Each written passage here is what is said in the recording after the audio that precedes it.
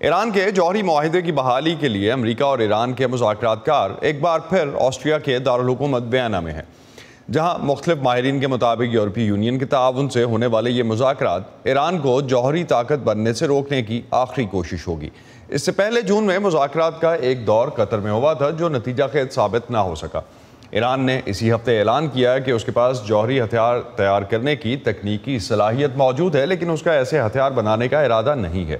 دوسری جانب اقوام متحدہ کے ایٹمی توانائی کے ادارے کے سربراہ نے بھی کہا ہے کہ ایران کا جوہری پروگرام پورے عزم اور صلاحیت کے ساتھ آگے بڑھ رہا ہے اور ان کے ادارے کو ایران کے ایٹمی پروگرام کے تمام پہلوؤں کی تصدیق کے لیے مکمل رسائی کی ضرورت ہے۔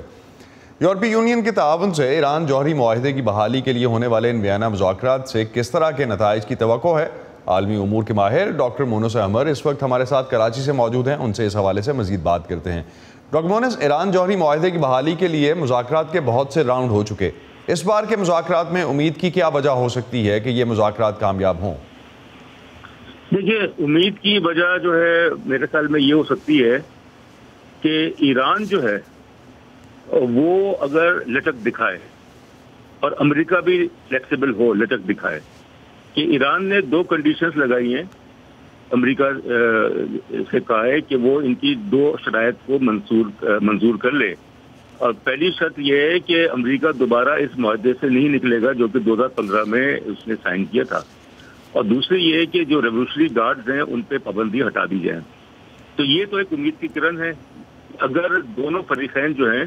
وہ فلیکسیبلٹی، ایران کو بھی تھوڑا سا اس میں فلیکسیبل ہونا پڑے گا، لچک دکھانی پڑے گی کہ وہ اتنا انحصار اس پہ اصرار نہ کریں ان شرائط پہ، اور اس طرف امریکہ جو ہے اس نے جو پابندی لگائی ہے ایران پہ،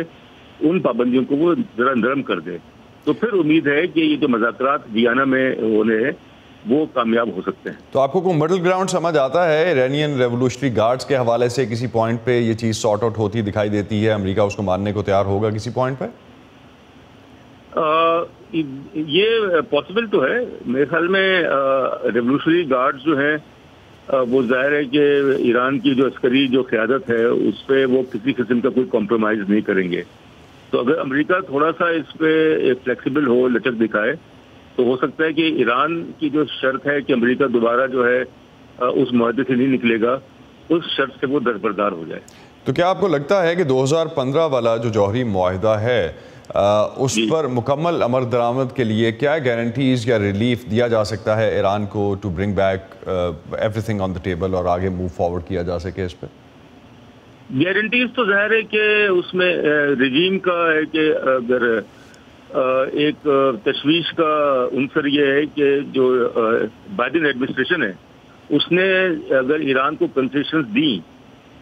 تو اس کی وجہ سے اس کا اثر جو ہے جو مڈ ٹرم الیکشنز ہیں نومبر میں جو ہونے والے ہیں اس پہ پڑے گا۔ تو میرے خیال میں یہ ایک بہت ہی پیچیدہ قسم کا تنازعہ ہے، اور اس میں یورپین یونین اور جو باقی فریقین ہیں ان کو سنجیدگی کے ساتھ، کیونکہ ایران جو ہے وہ تقریباً 80 سے 90% یورینیم انریچمنٹ وہ کر چکا ہے، اور وہ اس پوزیشن میں ہے کہ سال 2 سال میں اس کے بعد سے ایک جوہری صلاحیت جو ہے وہ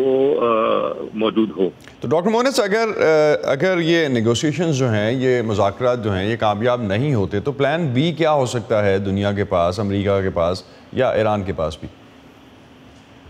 پلان بی دیکھیں، میرے خیال میں جو جوہری جو طاقت ایران کے پاس جو کہہ رہے ہیں کہ وہ ہو سکتی ہے،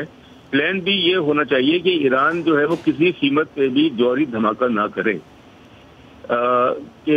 اس کی وجہ سے پورا خطہ جو ہے وہ عدم استحکام کا شکار ہو۔ تو یہ پلان بی ہے کہ ایران پہ دباؤ ڈالا جائے مختلف طریقوں سے کہ وہ جو